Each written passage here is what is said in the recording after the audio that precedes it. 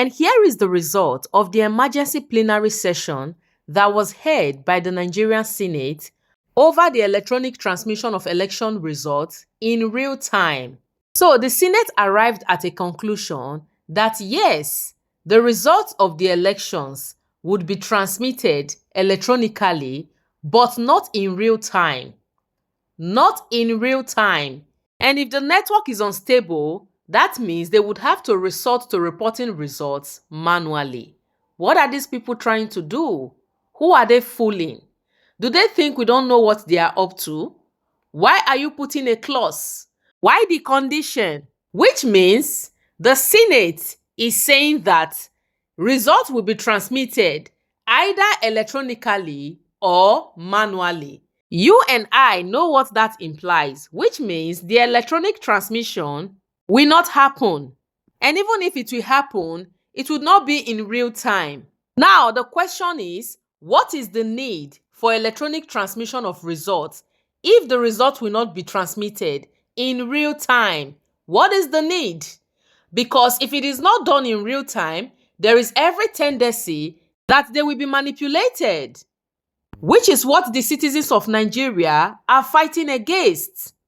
We don't want the results to be manipulated. We don't want to create any loopholes. But from the look of things, Mr. Akpabio and his cabinet members are working hand in hand with the Tinubu APC government, which is not supposed to be. For crying out loud, the Senate is supposed to be an independent body, and any decision made by the Senate should be in favor of the masses, in favor of the Nigerian people, not the Nigerian government, not the Tinubu APC government. So, as it stands now, our wish as a people has not been granted by the Senate. And so we are not going to relent. We will keep shouting for Mr. Akpabio and his cabinet members to do the needful. They should approve without any clause the transmission of results electronically in real time come 2027 general elections, as it should be. Why is it so difficult to conduct elections in Nigeria? Why?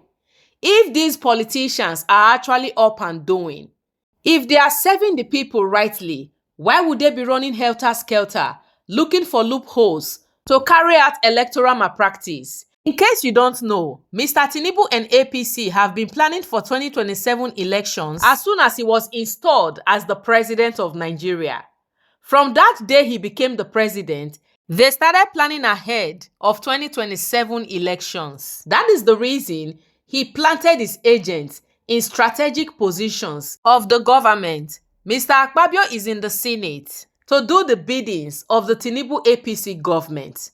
That is the reason when it is time to approve anything that has to do with money, anything that has to do with loan, Mr. Akpabio is very quick to approve. He is very quick to call for a meeting and deliberate on the issue so that he would report back to the president and the APC government. But if it has to do with the Nigerian citizens or anything that would benefit the citizens, Mr. Akpabio is very slow to action. He becomes a snail.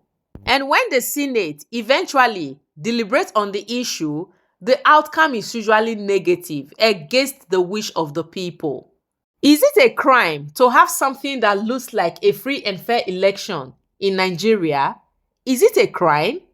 Why is it so difficult for INEC to organize something that looks like a free and fair election in Nigeria? We are still waiting, and we hope that at the end of the day, they will do the needful. Another meeting will be held by the Senate on the 24th of February. Fingers crossed as we wait for the outcome of the meeting. All we are asking for is for our votes to count. We want a free and fair election. INEC chairman, we want a free and fair election. That is what we are asking for. It is not too much. We want our votes to count. Let our votes count. That is all we are asking for. We operate a democratic system of government in Nigeria, and as such, it is not too much for us to ask for free and fair elections come 2027. On this note, I wrap it up. Kindly give this video a thumbs up and share your thoughts in the comments. Do well to follow our page and subscribe to our channel. Thank you for your time. This is the motion. This is the motion. It's very simple. If you disagree with him, move your counter motion. So if you agree with him, you agree with me when I put the votes. When I ask for the votes, when I ask for your consent, let me read the motion. His earlier motion which passed in our last sitting, he has sought to rescind that. That is in respect of section 60, subsection 3. And this is what he's proposing. That the presiding officer shall electronically transmit the results from each polling unit to the IREF portal. And such transmission shall be done after the prescribed form EC8A has been signed and stamped by the presiding officer and or countersigned by the candidates or polling agents where available at the polling units, because sometimes you don't see any polling agent. Provided that if the electronic transmission of the result fails, if it fails as a result of communication failure, in other words, maybe network or otherwise, and it becomes impossible to transmit the result electronically in Form EC8A, signed and stamped by the presiding officer and or countersigned by the candidates or polling agents where available at the polling units. The Form EC8A shall in such a case be the primary source of collation and declaration of results. So distinguished colleagues, if anybody has a counter motion, you move it later. But in the meantime, those in support of the motion as enunciated by Senator Mongunu and seconded by Senator Bamoro, say aye. Aye. And those again say nay. The ayes have it. Yeah, point of order.